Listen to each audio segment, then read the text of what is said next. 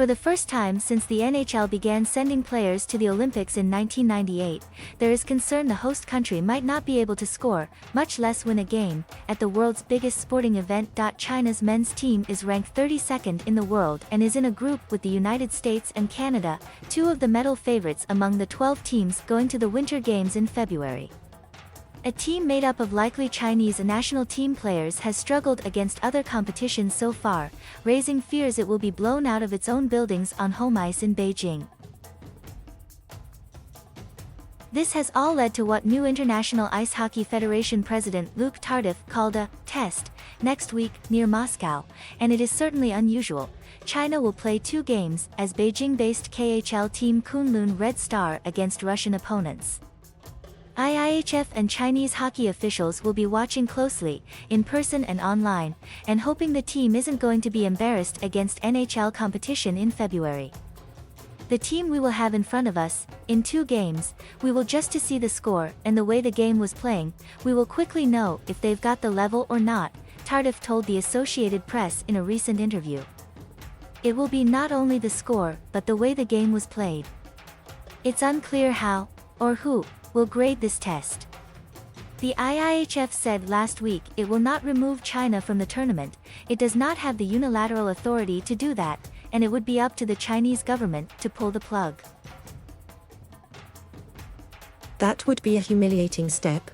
A host country's team has never been withdrawn from the modern-day Olympics for solely performance-related reasons. According to Olympic historian Bill Mallon. There is good reason it is even being contemplated. Kunlun, which has been used as something of a proxy for the Chinese national team to get experience in a professional league, has lost 20 of its 26 KHL games this season and been outscored 96-57 in the process.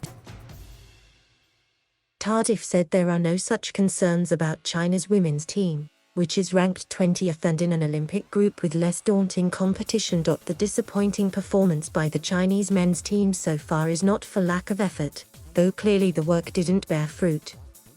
The Chinese Ice Hockey Association failed in its attempts to develop a homegrown roster over the past few years, so the team's top players are North American, some with family ties to the country and others who have been naturalized after joining Kunlun and earning international approval to play for China.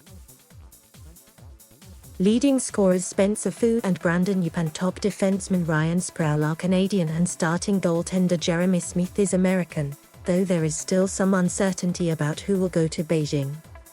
The IIHF would not confirm which players on Kunlun's roster were eligible. Stocking Olympic rosters with international players is not uncommon, certainly not since the host country started getting an automatic berth in the hockey tournament in 2006. Italy that year had 9 Canadians and 2 Americans, and South Korea in 2018 had 6 Canadians and 1 American. Neither team won a game.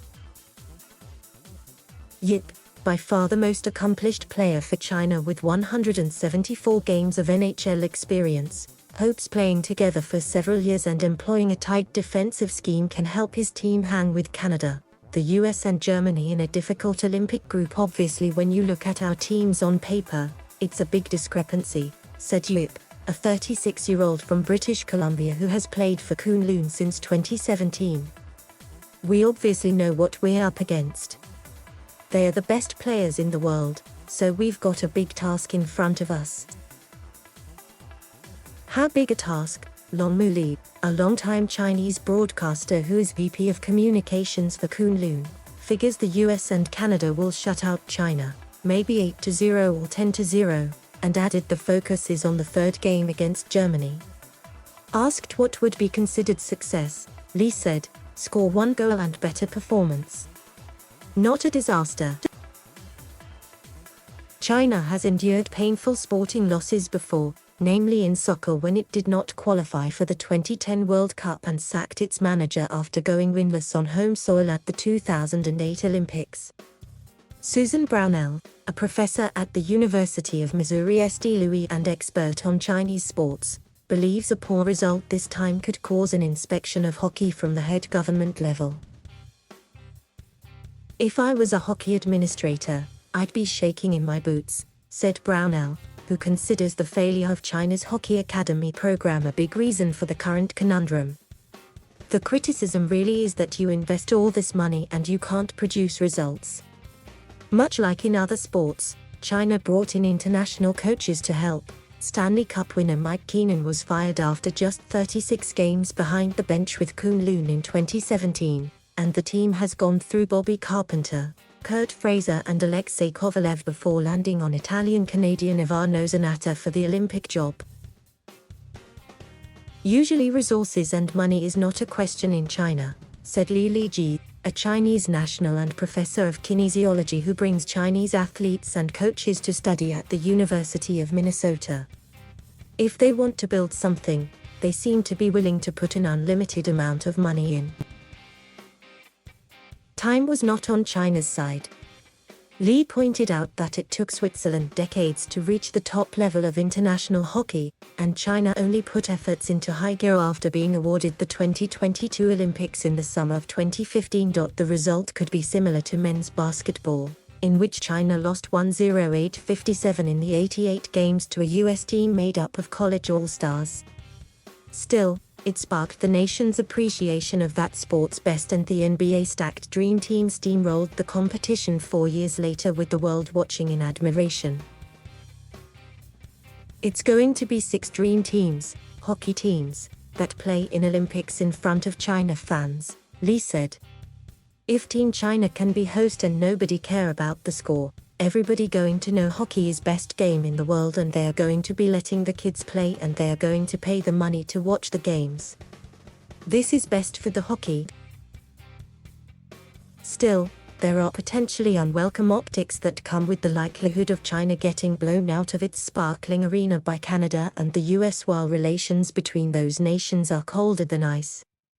And there's the possible blowback of home fans taking issue with a Chinese team full of foreigners. Brownell, an American who represented Beijing University in collegiate track and field in the 1980s, said Chinese people will take it as an honor if foreigners perform well. If they don't, it could become a source of parody. As one of those players who chose to play for China, Yup is trying to see the big picture. Beyond a few anticipated losses in February, he wants to set the stage for a brighter future.